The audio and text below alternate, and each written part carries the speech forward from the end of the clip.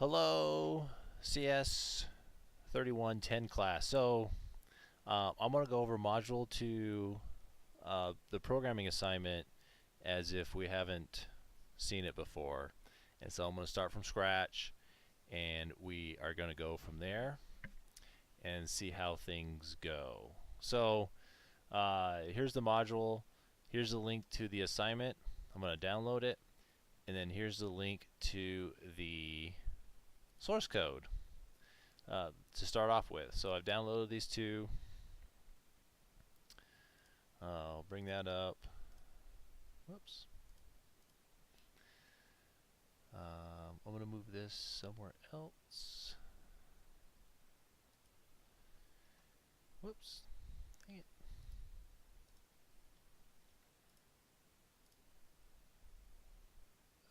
Nope, not that one. Alright, give me a sec.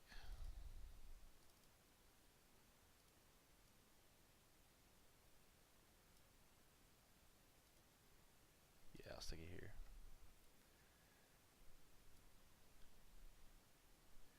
Okay, so I have the project here. We just need to unzip it. So I'm going to unzip it to that folder.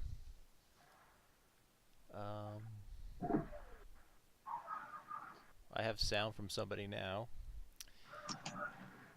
And then, so here's the assignment. And I think, Christy, you are making noise now. Okay. There we go. And then we got Joshua Jacobson, who's just joined. So here's the assignment, and as I read through it, I kind of notice a couple things that we need to do. And the first thing, as I get this all figured out, is, we'll highlight it.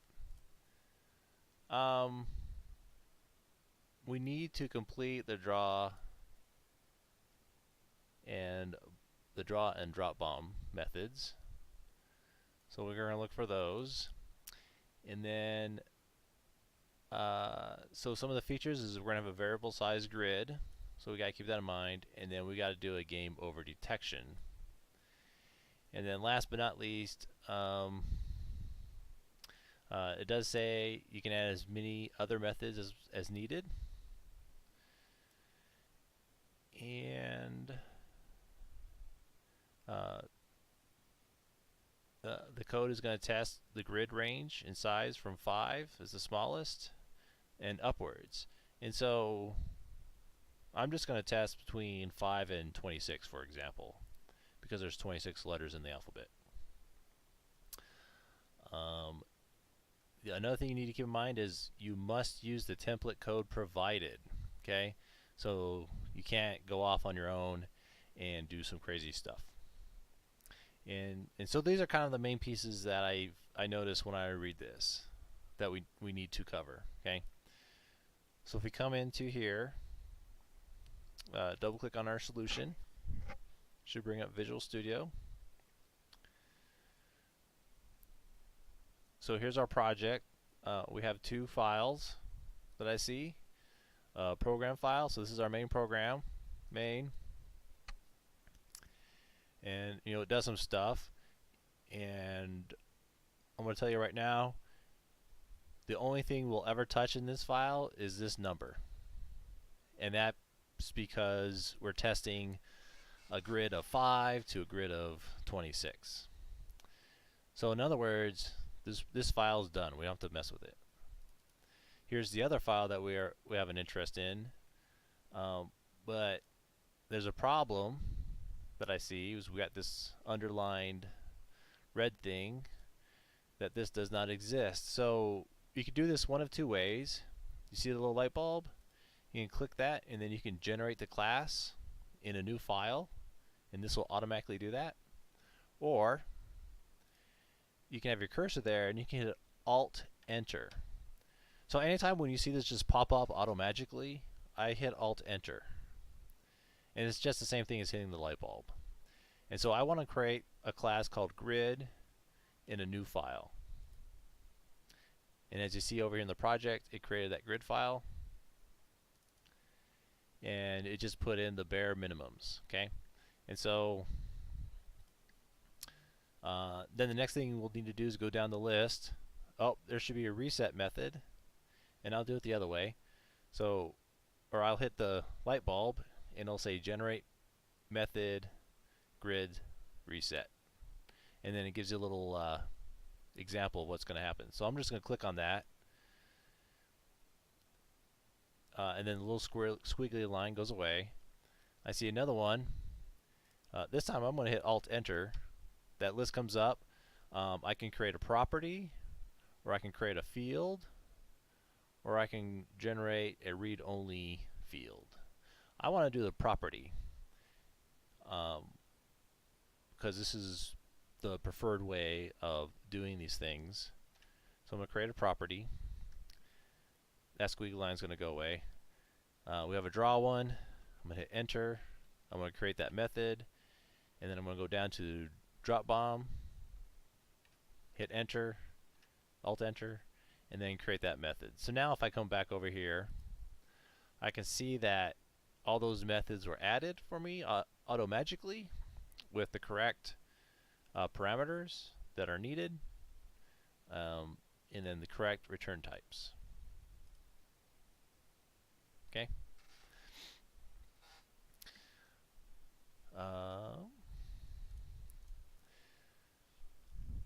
So now that we have that all set up, and I'm going to save everything, I'm going to do a quick build. So I hit Control Shift B. So it's going to actually build. Oh, we got some issues. So I'm just going to double click on that. It's going to take me to this issue. So this was the code that was given to you, and it says that these variables are undefined. So that's not a horrible thing, but we will fix that. And so I don't like variables grouped like that. I like to have them individual on each line. It's just a preference of mine. So you're not going to lose points if you left it that way, but that's just me. Okay. So for just for now, we're just going to do that. And so if we build again, build is successful, so no issues. And so if we go back to our document, we need to fill in draw, and we need to fill in drop bomb. So I'm going to do draw first, because I think that's the easiest one. And I'm, more than likely, I'm going to have to come back. Like, hey, I'm on the computer with people, so can you, my daughter just walked in. Can you close the door and I'll come out in a few minutes later? Okay, bye. Okay, I'm back. Sorry about that.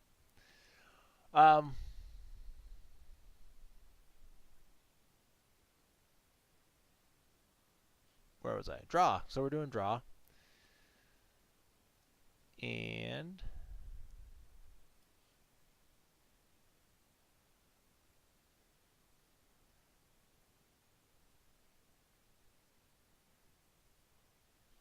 yeah. And so this is our grid. So we don't have a grid in here, so we're going to have to add a grid.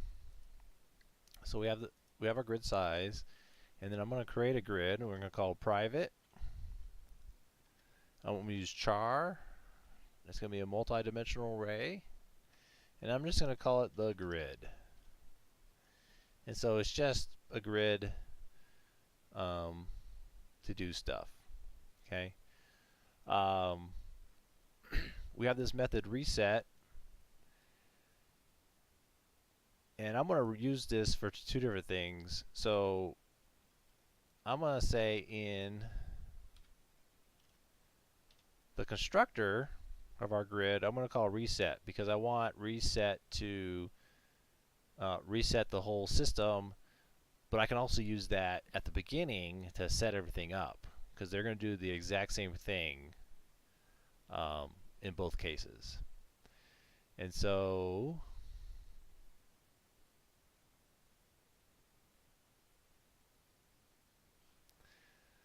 um, and one of the things that I need the reset to do is I'm going to create I want it to reset the grid.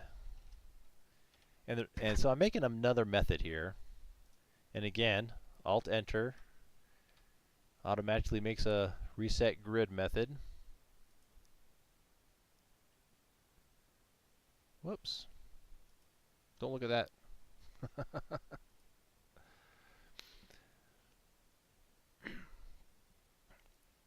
And so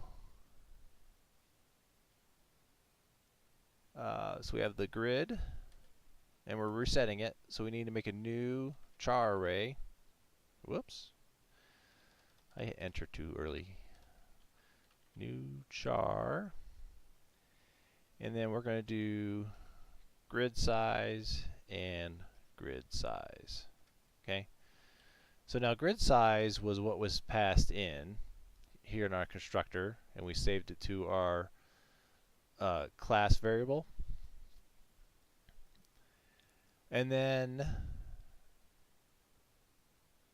what I want to do now is I want to initialize all those pieces to a value other than, if I can spell, int, than just the default value. So I'm going to go through every part of it.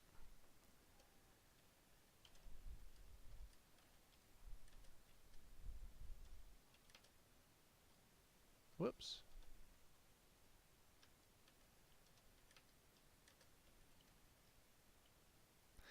And then at any time, if you guys have questions, just let me know.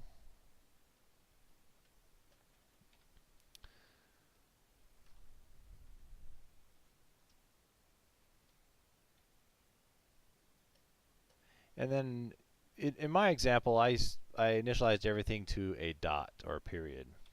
And so that's what I'm going to do here. I'm going to initialize everything to a dot and a period. Okay?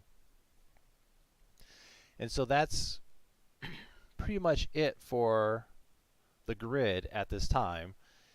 Could I have put this code in here? Yes, I could have, but I'm thinking I might have to do other stuff in there later to reset this whole system, because we haven't talked about ships yet. So right now we just did grids, and so I'm separating these out into smaller pieces that make sense, and I can understand what's going on. Okay.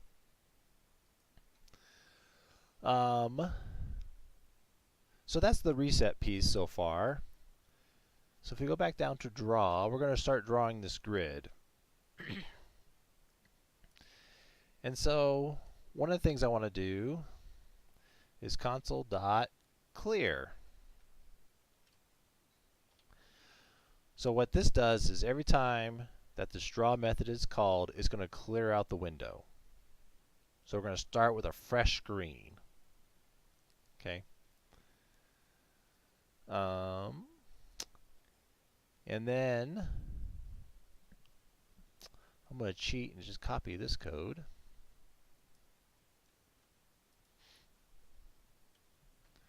So I'm going to go through all the pieces, and I'm going to print all these out. Okay, so this code was initializing it. We don't want to do that. We actually want to print it out now. So we're going to do console write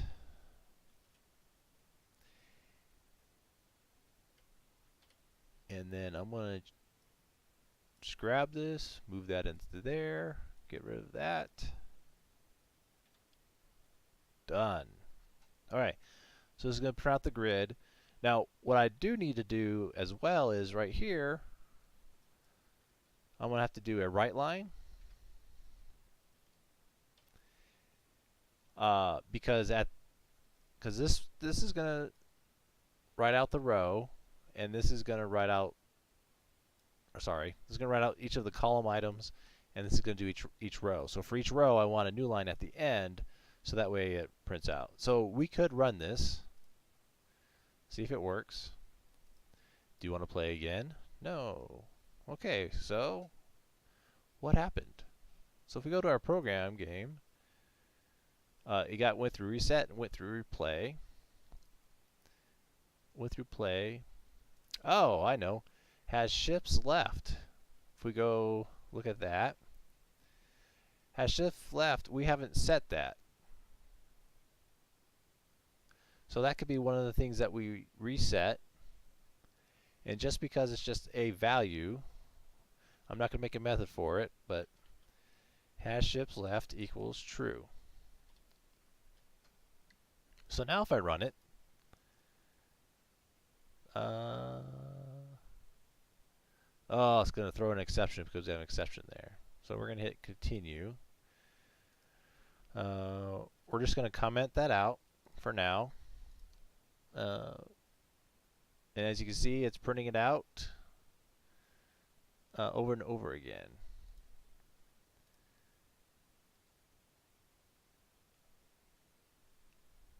What fun. Battleship play. Okay, yeah, because we're just continuing until we get input. So we haven't done input yet.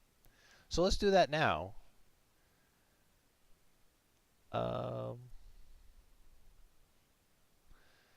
So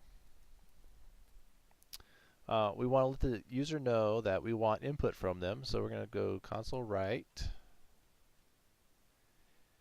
And then I'm going to say enter grid coordinates. And then give an example, D4, colon, okay? And so you can set this up however you want with the messages. We didn't define that they had to be a certain way.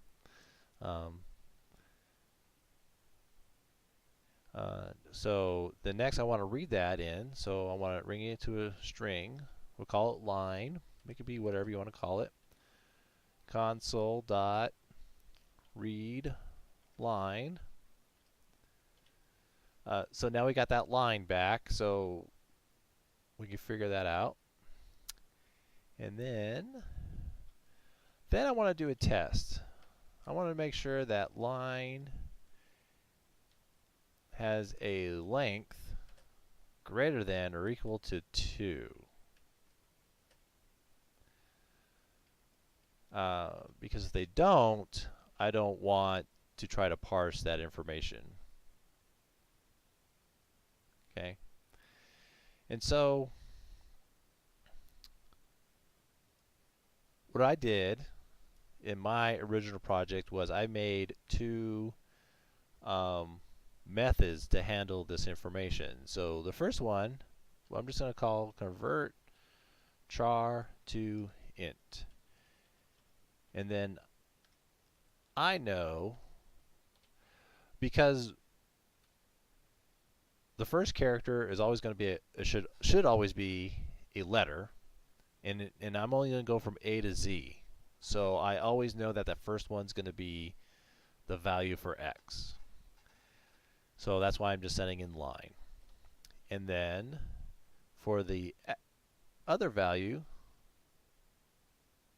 actually I'm going to flip this real quick. This should be Y, and this should be X. Okay. Convert number to int. That might sound weird, but we'll get to that here in a sec. So I'm sending in the whole line for the second one. I could have sent the whole line in for the first one as well, but I'm just trying to show you guys and gals just 2 different kind of ways of doing this. So let's do the first one. I'm going to create the method. It's going to be private. I don't need anybody else to use it. We're not going to throw. Okay, so what I'm going to do is if v So I'm going to be a little smart about this. I noticed a couple of the projects, as the numbers came in, you test to see if it's A, then it's a 1, if it's B, it's a 2, and so forth and so forth.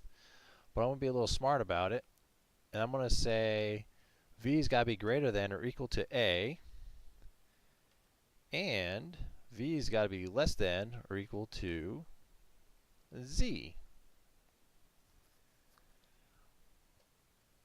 Now, the reason I can do this is because in C++ and in C# and a lot of these languages, characters are actually just a set of numbers. Okay? And so what I'm going to do is, if it's a lowercase letter, then I'm going to return V minus A. And so what happens is, if A was passed in, then A minus A is 0. If a B is passed in, then it's going to be B. B is actually a higher value than A. It's a higher value by 1. And so so when you do the math, it's going to return a 1. If a Z comes in, it's going to return a 25 because we're off by 1. Okay? And then we do the exact same thing with upper values. So for example, capital A is actually 65. It's just one of those random weird things I remember. So the character A actually has a value of 65. So when a capital A comes in, that is 65 minus 65 is 0. When B comes in, that's 66. So 66 minus 65 is 1. Does that make sense? And then we have a squiggly line because not all branches return a value. So I'm just going to return a 0. So if we get a value that isn't between A and Z, I'm going to just kind of ignore it and say it's a 0.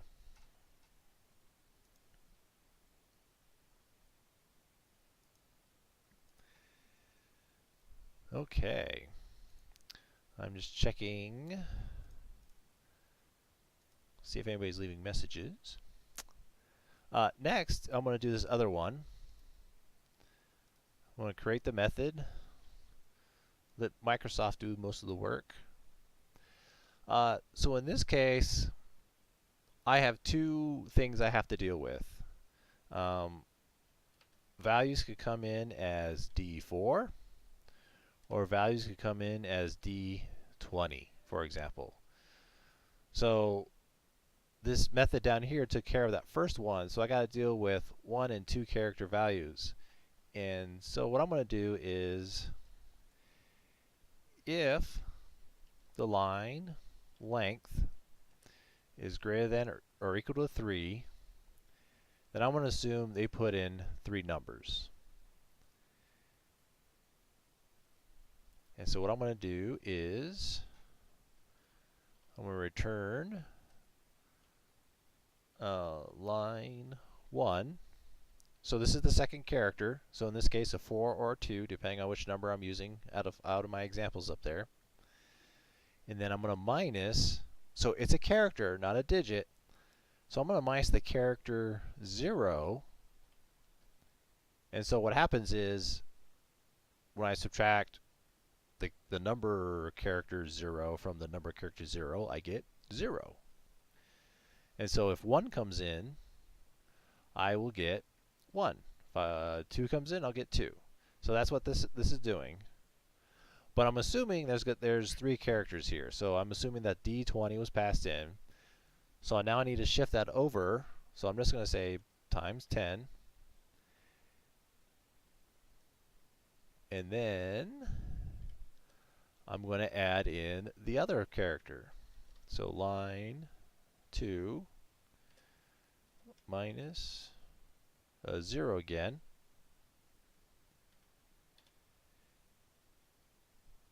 And so this is going to return my double digit values. And then I'm going to cheat a little bit, copy and paste.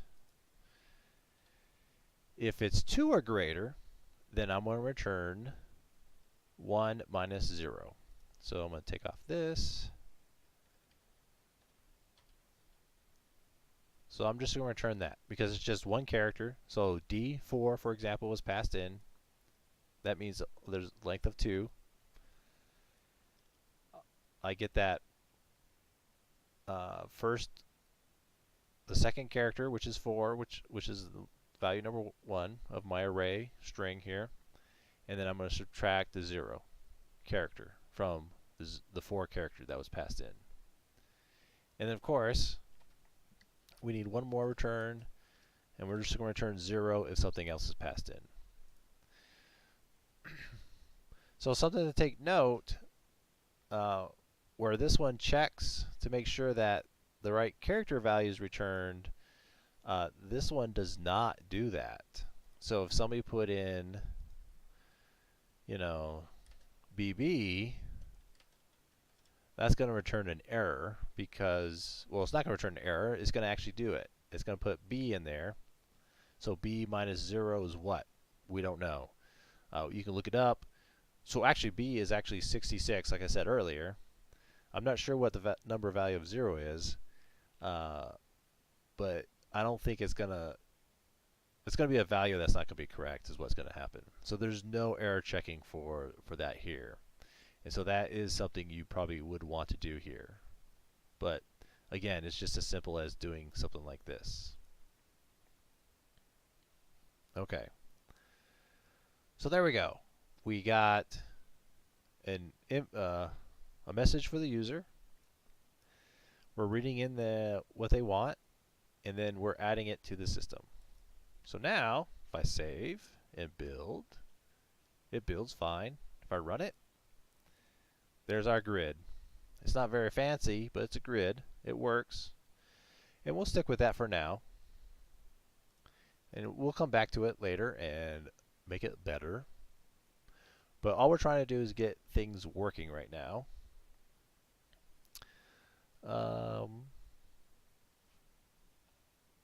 So one thing I noticed that we should probably do is give the user some indication of what D4 is, right?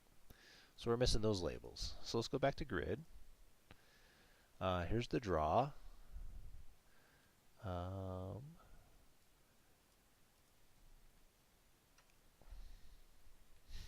Okay, so I'm going to go through the grid size here, and then I'm just going to say console.write, and then I'm going to say, again, I'm going to use the character plus I semicolon. So that's going to print. I'm going to cheat again. I'm going to copy this up here. So this is going to print out A through Z or whatever number is on top of the list. But it's actually not going to do that. Because what's going to happen is this character is going to be changed into a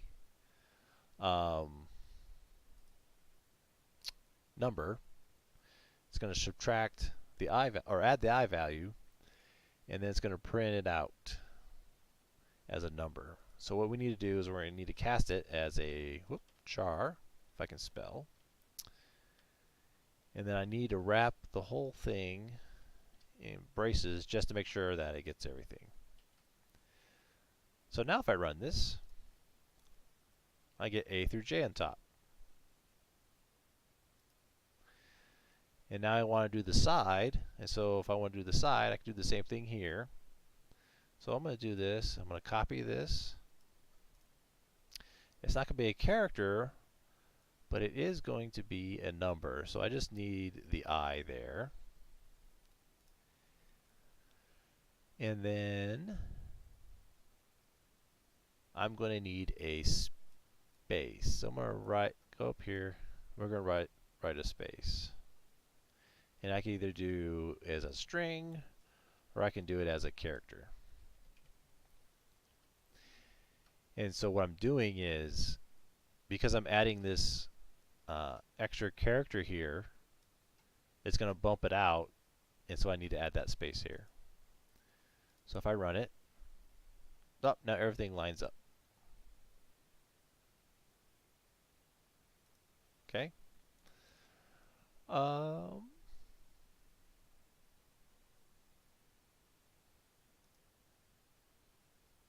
yep. And so if I put in D4, for example, nothing happens. I hit enter, so D4, enter.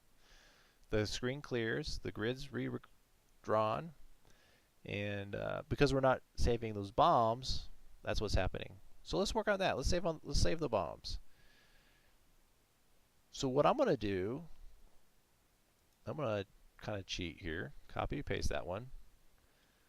We're going to call this bool,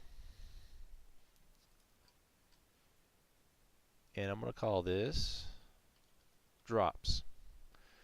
So instead of storing the drops on the actual grid, I'm going to store the drops in a separate array. Now, you could store them in here in the grid with the ships, but I am not. I'm going to store them as a separate array as drops, and it's up to you if you want to do that or not.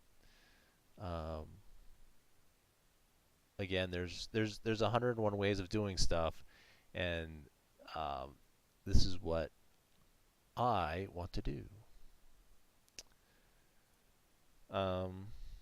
Next, we want to make sure that the drop grid is reset or initialized. So right here, I'm going to put in the drops equals new. These are booleans. It's a multi-dimensional array. And what I'm going to do is I'm going to cheat again. Copy that over. And so now I have it all initialized. Now, when booleans are initialized, they're automatically initialized to false. We saw that with has ship left. And so I don't need to go through the array and set it to false. Unless I really want to, that's up to you. But I'm going to do it because this is actually a reset function. So the drops, I and j equals false. Yeah, false. Okay, so I'm gonna set that there. So now that's gonna set those to default value, and then we have drop bombs. Okay.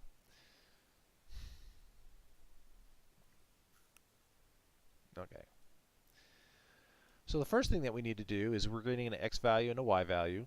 We want to make sure that those values are within the correct range of values.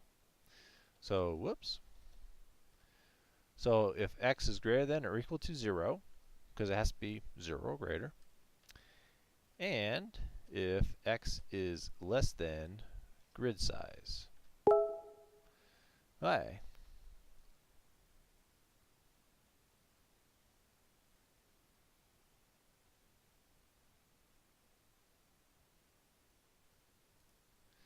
Hi. And I can address your array index out of bound exception here in a few minutes. But let me get through this. And then I need to do this for y. So I just copied it, change these to y. Whoops.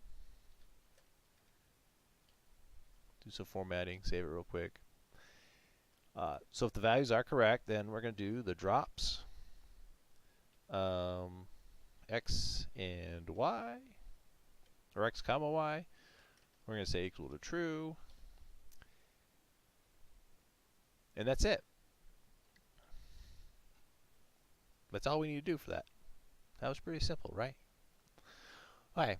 So back to your question, Joshua. So Joshua asks, does anyone else have issues with their reset function causing an array index out of bound exception when resetting the drops array?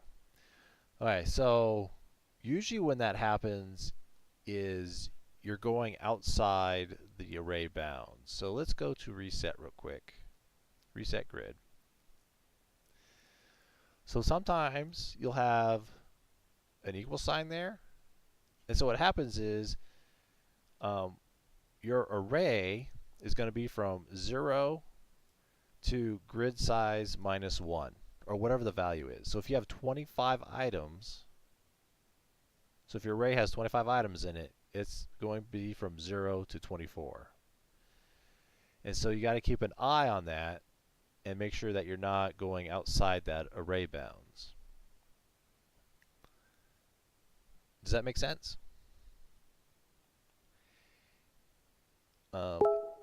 Yeah, and everybody has issues with this, whether it's students or experienced people. They just have a brain fart or something, and they accidentally put in that equal sign here, or they do something that they weren't really thinking, and make that goof. And usually when you do see that array index out of bound exception, it's some little goofy thing that you need to look at. Okay.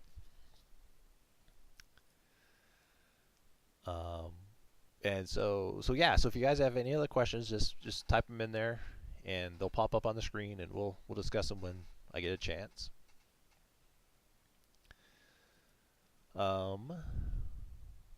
Reset. So what are we doing now? Let's run this. Let's build. Does it build? Yep, it builds. We're gonna run it real quick. D4. Let's do D4. Oh, there's still no X on there. Okay, so let's fix that.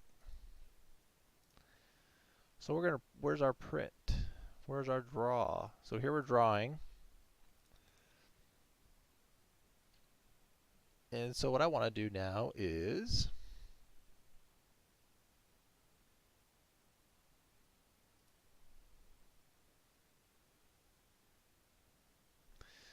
okay, so this is what I did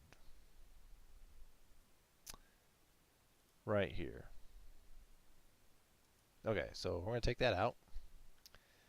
We're going to put a new one in here. Console.write.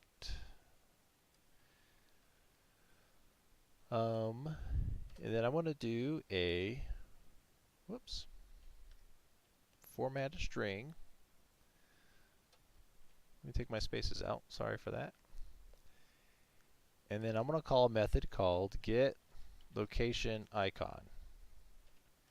And then I'm going to pass in my location. Okay. And so what I'm doing is instead of having all this code to figure out what icon or character that needs to be printed there, I'm going to make a method that's going to do that for me to help kind of keep my code clean and simple. Okay. And so now all I need to do is figure out what's going on. So we're going to check the drops, because that's what we're working on right now. X and Y, whoops, I and J, because those are the values that are passed in. See if it's true or not. So if it's true, that means a bomb was dropped there. We're going to do something with that. If not, then we're just going to return the grid I and J. Okay, so whatever's in the grid, we're going to print. If we're doing the bombs, what we're going to do is we're going to check. So we're going to check to see if it hit a boat or a ship, or it hit water. And what sounds easier? Checking all the ships or checking to see if we hit water? And hopefully you're saying the water. So we just need one if statement. The grid. We're going to check I and J. and we're going to see if it's equal to my period. And if it's equal to that, we're going to return a lowercase x because we hit the water.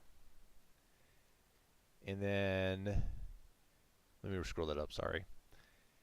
Then if it's not just plain water, it's a ship or some other value, which should be a ship, then we're going to return a capital X. Okay?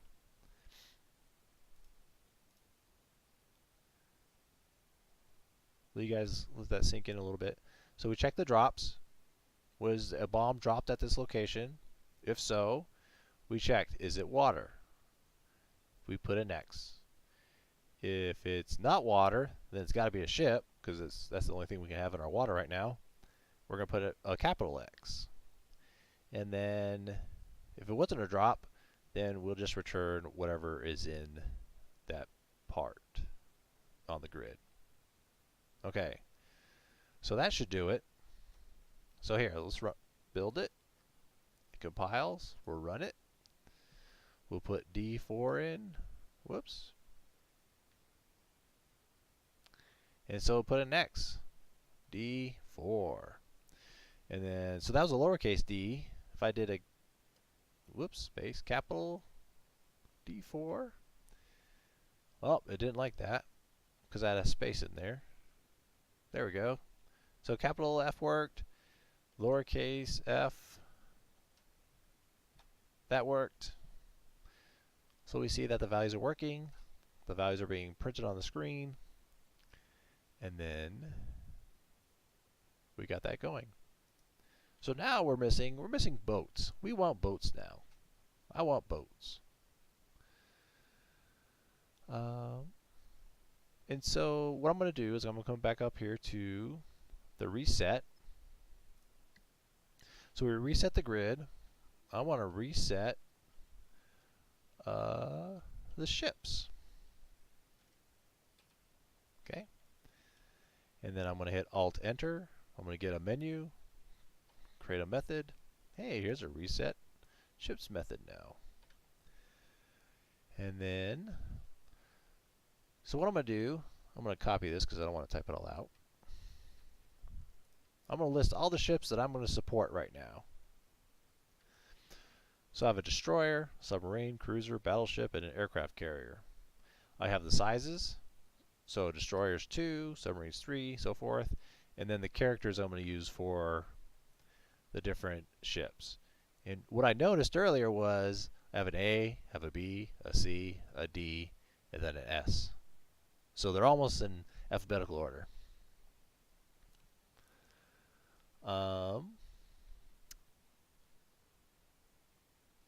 So the assignment said just to place the ships on there and be done.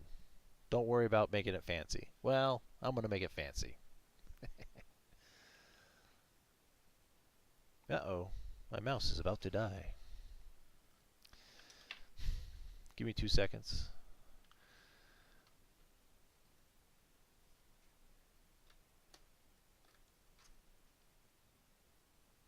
And there we go. Should be good. Making it fancy. So I want random. So private, random. Let's call it random. So a nice thing about Visual Studio 2017 is it gives you suggestions on what your variable name should be. Then in reset ship, I'm going to say random equals new random. And I'm just going to stick a 1 in there for now. It could be any number, but usually what you want to do is you want to put in a timestamp. So that way it's random every time. But we're testing, and I wanted to do the same thing over and over again.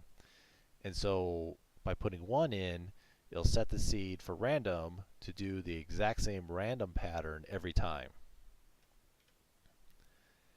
And then what I want to do is I want to make another method I'm going to call it set ship on grid. I'm going to send in the character. So I'm going to say D for destroyer, the size of the ship, and that's it. And then I'm going to generate the method. So here we have a set ship, takes in values. I'm going to change these because V1 and V2 not very helpful. So I'm going to call this ship ID, and then ship size.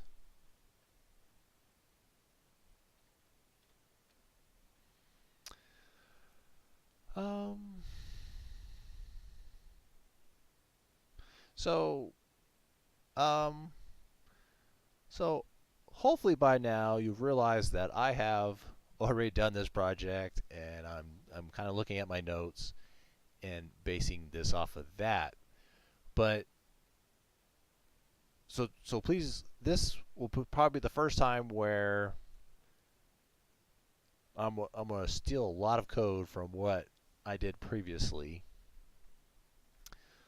And this function, when I first wrote it, didn't start out this way, but eventually ended up this way. So, so just to give you a heads up. So, um, so when we set a ship on the grid, a couple of things that we want to check for is, make some Boolean values here. Does the ship overlap? And then I'm gonna make another Boolean. I'm gonna call it is vertical. So the ship can either be vertical or horizontal. So I'm gonna do both of those. And then I'm gonna have a temporary location X and a temporary location Y. Make this capital X. Whoops. Now the code doesn't like my variables because I don't use them. It's declared but never used. But we're going to use them, so kind of ignore the underlined squiggly lines there. I'm going to do a do while statement. Do while the ship is overlapped. So if the ship is overlapped, I want to do it again. I'm going to say ship overlap is equal to false. So by default, it's not overlapping because there's no ship. Is vertical. I'm going to figure out, I'm going to randomly pick to see if my ship is going to be, going to be vertical or not. So what I'm doing is, doesn't like it, why? Oh, double equals. There we go. So if you read the underscore, it would say you can't assign an integer to a Boolean. That's what the issue is. But now that I'm doing a comparison here, it's going to take that comparison value and put it into is vertical. And so what I'm going to do is I'm going to get a random number. It's either going to be 0 or 1 because this is exclusive. And so hopefully half the ships are vertical and half the ships are horizontal. So that's what I'm doing there. And then I'm going to pick a random location. Location x equals random dot next. Get the next value. But it's going to be grid size minus is vertical 0 ship size. And I'll go over this here in a sec. Okay. Let me put that separated out a little bit. Save this. I want to make this code a little bigger so you guys can see that. Hopefully it doesn't throw you too off. So for our x location, what we're going to do is we're going to get a random value between 0 and whatever this crazy value is, right? And so hopefully you've seen what this is before. But what this does is says Is vertical is a Boolean value, so this is an if statement. So if is vertical, that means the ship's going to be going up and down. We're going to say the x location is 0, or our value here is going to be 0. But if it's not vertical, then we're going to add the ship size into here. And we're going to, whatever value is returned from here, we're going to subtract that from the grid size. So if our ship is 5 grid sizes, then we want to start our ship anywhere from 0 to grid size minus 5. So if we had a grid of 10, we want to start it on 10 minus 5, which is 5, so we want to start on 5. Hopefully that makes sense. And then, let me put that back to my microscopic font. We're going to do that for y. But we're going to flip these values.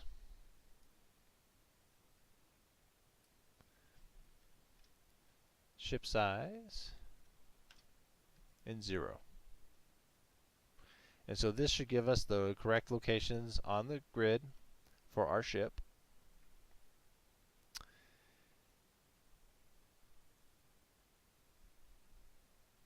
And then we're going to do a test. So we're going to see if the ship can be placed here. So that's what we're going to do here. So we're going to do a for loop. We're going to do int I equals 0. While the ship is not overlapped. So right now, ship overlapped is false. So we have it up here. So this is true now. And I is less than ship size. I plus plus. Okay. So for the size of a ship, we're going to check each of the locations underneath it. Then we're going to say ship overlap is equal to the grid.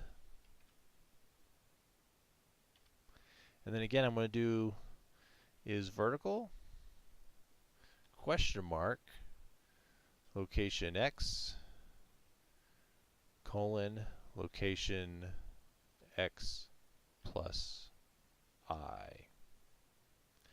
And then I'm going to do the same thing. Is vertical. We're going to do location y plus I, or just location y. Whoops. And we want to make sure that it's not equal to water. Okay. So again, for the x position, if we're vertical, our x position is never going to change. And so that's why we return x. If we're horizontal, then our x position is going to change. And so that's where I comes in. Same thing for the y location, or it's the reverse. So if it is vertical, up and down, y location is changing. But if it's not vertical, it's horizontal, then the y location is not changing. So that's what's happening there. Now you could have split these out into different if statements and stuff. I'm just being a little fancy by using it this way. And so what we're checking for is the grid is not equal to water. So if it is equal to water, this is going to return false, and so the ship is not overlapping. So that's going to be good. But if there is a ship in here, this is going to return true. It's going to set that to true. Our for loop is going to stop because we hit a ship. We're going to end that for loop, go to the while loop. Ship overlap is true, so we're going to do it again for the same ship. We're going to find a new location, and we're going to plop it down somewhere on the grid. Okay? So once we're done with that, now we want to drop that ship on the map. So I'm going to copy my for loop I'm going to take that out because we don't need it. Because we know that the ship's going to fit there. There's not going to be any issues. And we're going to say the grid. Actually, I'm going to copy another one. We're going to do this. The grid. We'll just copy this whole end here. Change this to an assignment instead of a value. And then we're going to set the ship ID. So now we have a method that should set our ships.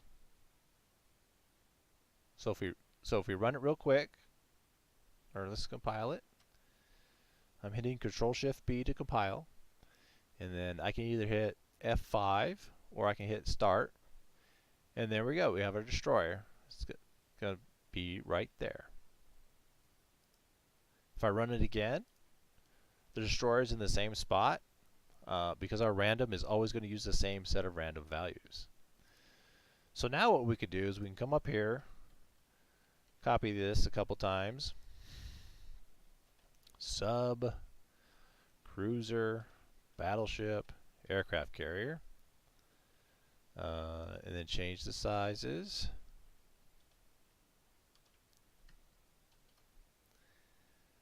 And now if I run this, all my ships are on the board in locations that don't overlap.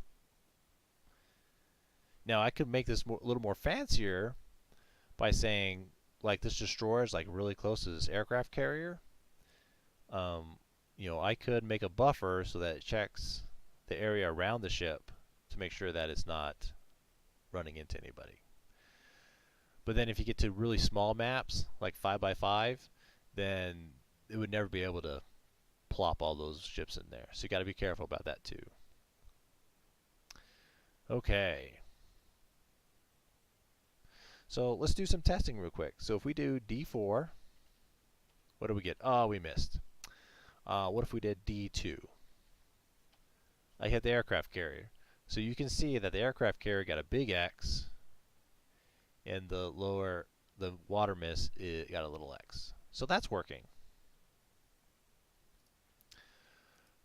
What else do we need?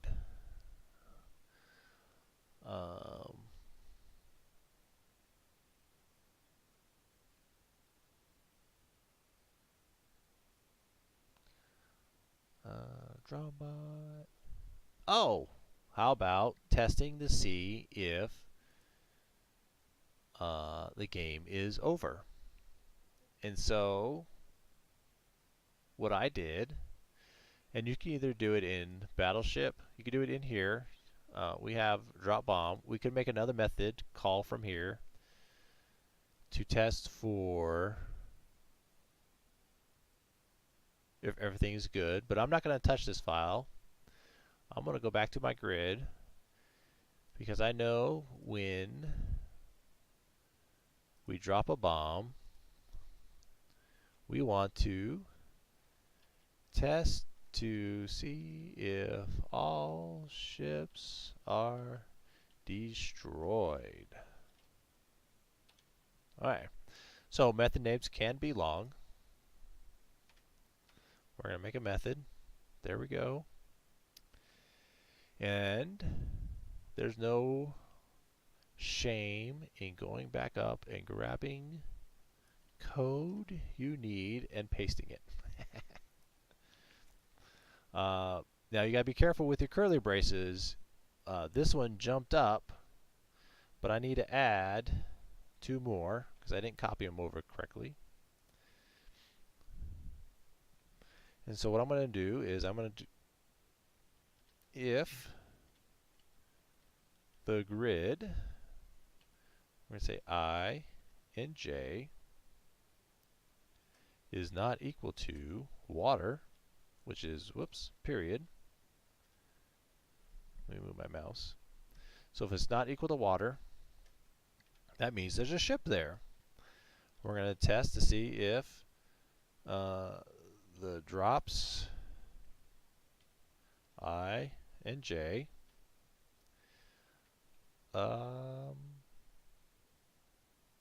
so So if there's a drop there, it's going to be true, and so that means it's hit. But we need to test everything. But if I run into a place where there's not water, so we're on a ship, and there's not a drop there, then we know we're not done. So we're just going to return. But if we get through all of this, and we make it to the end of this method, do we have ships left? We don't. So we're going to say false. Make sense? I'm going to check the windows here real quick. Yep, no chatting. You guys are awfully quiet, but that's okay.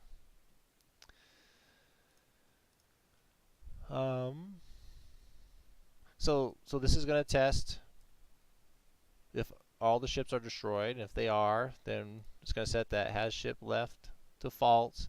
And then if we go back to our battleship game, have ship false, that's where it will end the program. What else?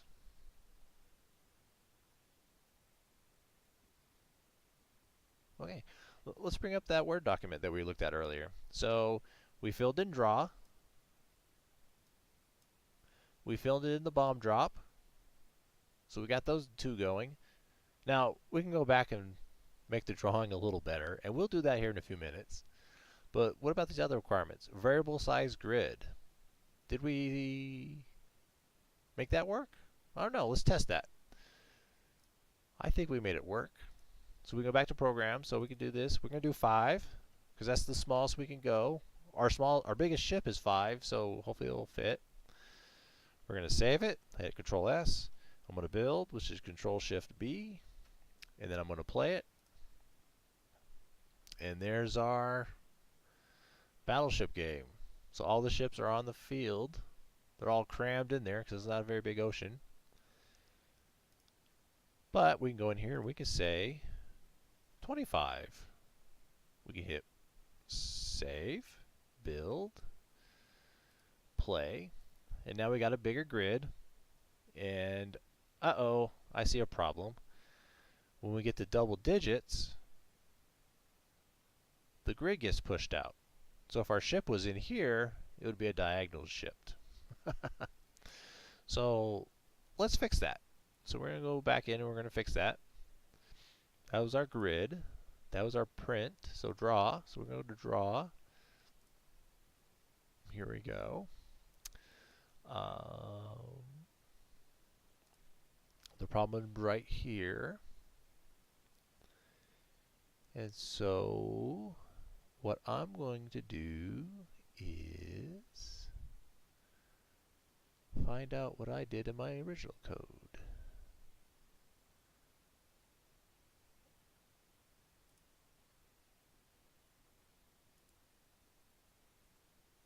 And no, that's not what it's doing. There it is. Okay. So what I'm going to do is I'm going to change this I. Actually, I'm going to copy it. And I'm going to comment it out because that's what I originally did. And so if I make a boo-boo, I can go back and see if it's what I've added or something else has gone on. And so what I'm going to do is, like before, where I have this kind of statement, curly braces with a 0. Whoops. And then send in my I. Now, this is just going to print out the number like it just did. But what I want to do is I want to add a comma 2. And what that's going to do is it's going to say, you're going to suck up 2 spots with whatever the value is there. Now, if the value is 100, that's obviously 3 characters, and it's going to push it out again. But I know that my grid is never going to be more than 2 digits. And so I'm going to put a 2 there, and that's going to set it up so that it's always going to put 2 characters in there. So one's going to be a space, and one's going to be a digit for the 9 and below, and so forth. So if I run this, you see I have a space. The space was automatically added, and then of course we have to adjust our top grid because now A is where the numbers are. And then so all I need to do there is come up to here, and I'll just make 2 of them. I'll hit start again. Oh, they're all lined up again. Now you might be wondering, how did I get that colors in there? Well, that's pretty simple. So what we're going to do is at the top, we're going to say console dot background color equals console color dot black. So that's the default color, and that's probably where we should start, because I don't want my spaces to be colored. I don't want my top row to be colored, but I do want my ocean to be colored. So console dot background equals console dot blue. So now it's blue. And actually, I'm going to do something. I'm going to move this down to here. And then I'm going to move this. I'm going to copy this here. Do some formatting. And so what this is going to do is it's going to keep my numbers black, but it's going to make my ocean blue. And my ships and everything else. Run it. Oh, and then the answer is blue, so I got to fix that. But as you can see, the top's still black, the side's black, but the thing is blue. And then I need to add a black. We will add it here. Run it. Oh, now our answer is in black, or black background. And I can do the same thing with the ships. So what I did was I did this. So in here, I'm going to cheat real quick. Copy this over. I said get location background color. Send it in my I and J. Okay, it's a new method. We're going to create it. There it is.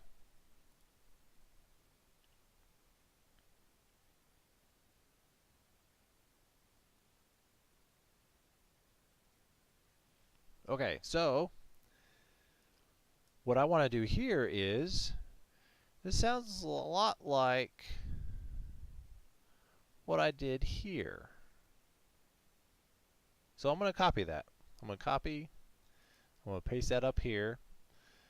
I'm going to check the drop, so if something landed on it, then I'm going to do this.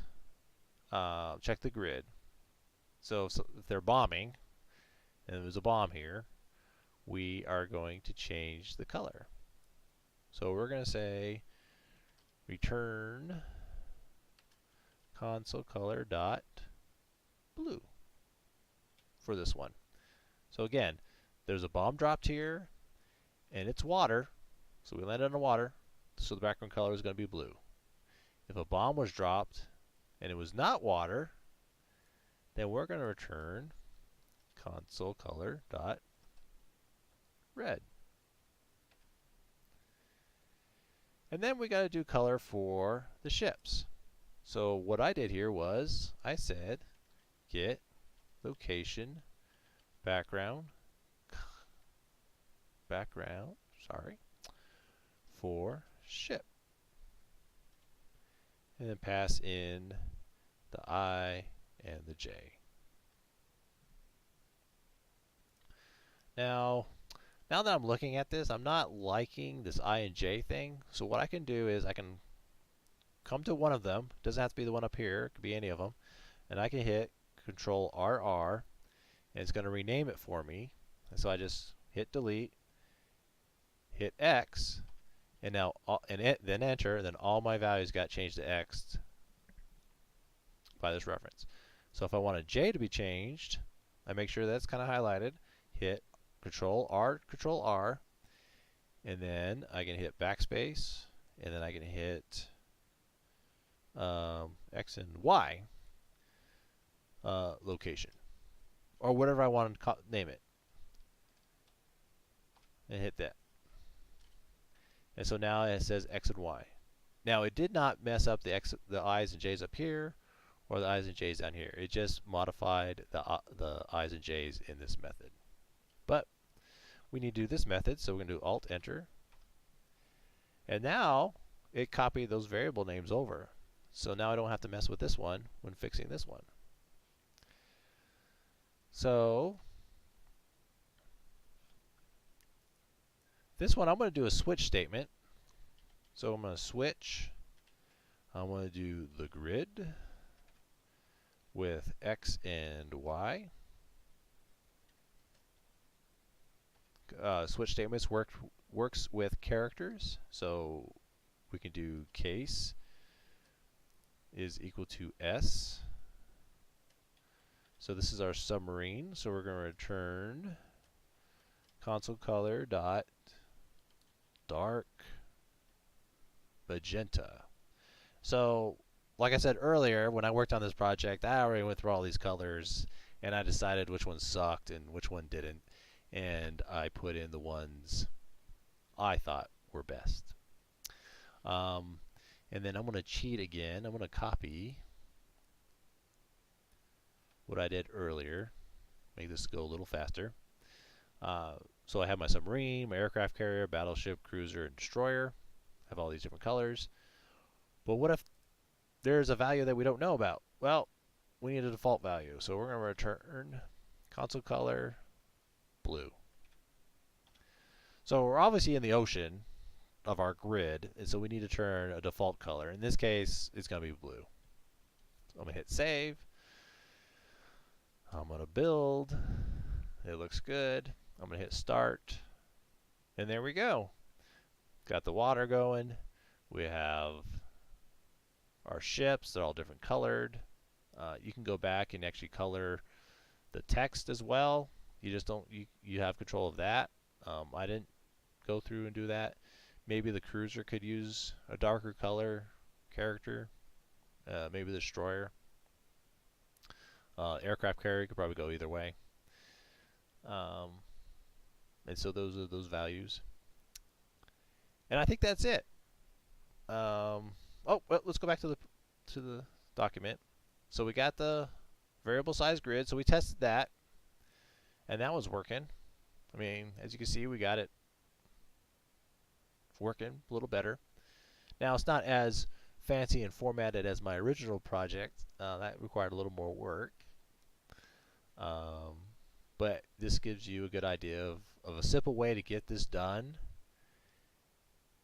And you would get a lot of credit for this. You might lose maybe 1 or maybe 5 points of credits for not having the lines and all the other good stuff. But this is a good simple way of getting it up and going. What's next? Game over detection. We did that. I'm not going to test that. It's going to take a little bit. So the other requirements was we can add as many methods or fields or properties as we like. As you saw through the video, we did that. We tested the grid, range size, 5, small, and upwards. And then we used the template code. Okay, so hopefully that made sense. If you guys have questions, you can start typing them in, or you can turn your mics on and we could chat a little bit.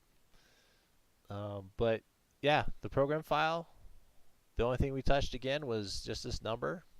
We didn't do anything else with this file. This file connects to the Battleship game.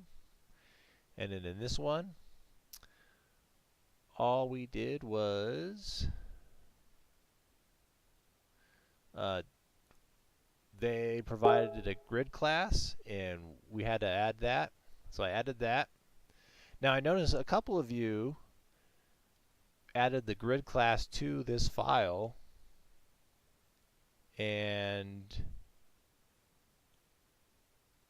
that's fine, but the preferred thing to do is to actually put it in its own file, like we did over here. But we'll go back over here, and then the only thing we changed in here was this piece where we get the values from the user and pass them in to the drop bombs. And then we added a couple of new methods of convert numbers and characters to integers. And then let me go check your question. So Joshua asked, what is your code for the grid constructor? Okay, so I think you came in a little late, Joshua. And so what happened was grid wasn't created, and so I hit Alt Enter, or I got a light bulb,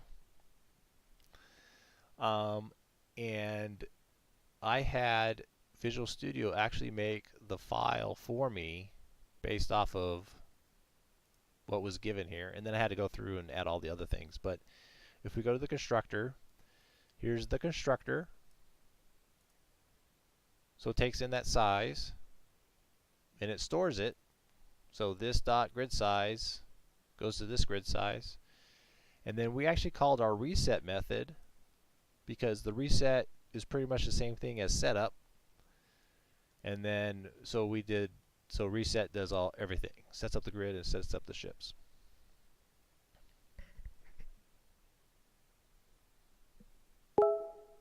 Okay. Thanks. You're welcome. And so our project didn't come with a grid file. And if we go to the bottom of the file, my file came out to be about 200 lines of code. So, that's how much code we wrote. In my original file, that grid file is 240 lines of code. And that's because my draw method does a lot more fancier things. And so, for example, here I'll run it.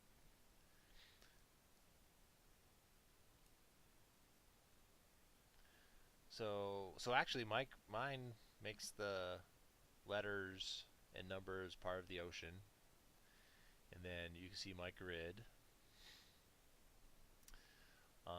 And then originally I just had the ships colored, but then I thought, well, wouldn't it be cool if the linking section was colored too to match the ship?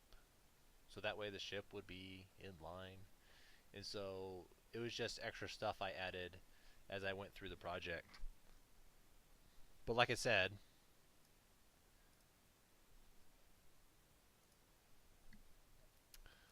um,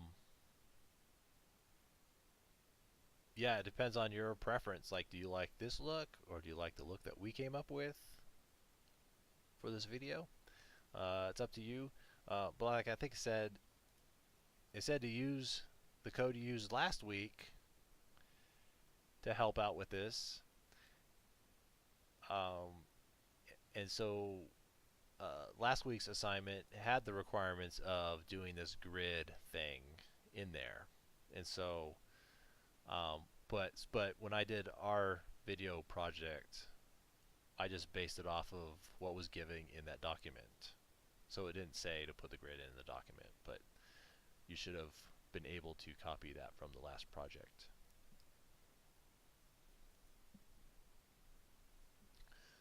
Is everybody asleep? Is there any more questions?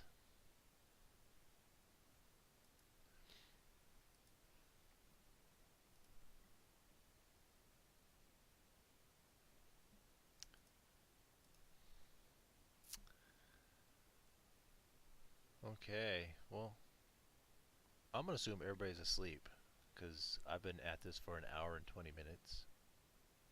except for Joshua. He's typing away. I can see it.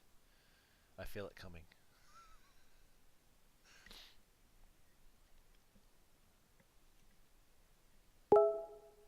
There it is.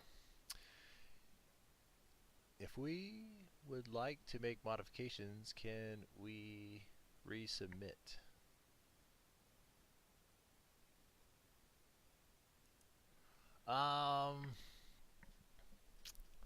I am going to say you didn't say for a grade or not, so I'm going to assume not for a grade. um, yeah, so yeah, obviously, yeah. So Joshua said just to have an opinion, not for credit. Um, Definitely yes. If you ever have a project and you want to throw it my way, hopefully the project's for this class and not other classes, uh, please do so to get my feedback. Um, I have no problem looking at projects beforehand and giving you pointers. Um, but uh, so module 3. So this week's module, program assignment. Let me look at this real quick. Um, so yeah, here we go. We're going to continue on with our project, right? And so now we're going to create child classes for each of the ship types in the game. Okay? And so you definitely need to have your modular 2 program up to snuff now to continue on. Um, you guys are free to go back to this video. So I'm recording this in case you forgot. Go back to this video and you can, I'm going to say it, you can copy my code and use it. Okay? But you need to actually implement the draw class based off of week's 1 assignment. So I don't want to see a small dotty grid like this. I don't want to see this. If you're going to copy my code, I need you guys to actually fill out the grid so that it does do the grid stuff. And so, um, yeah, right here, all you gotta do is start adding grid stuff in here. Maybe another for loop or two. Maybe some formatting. Okay. Any other questions?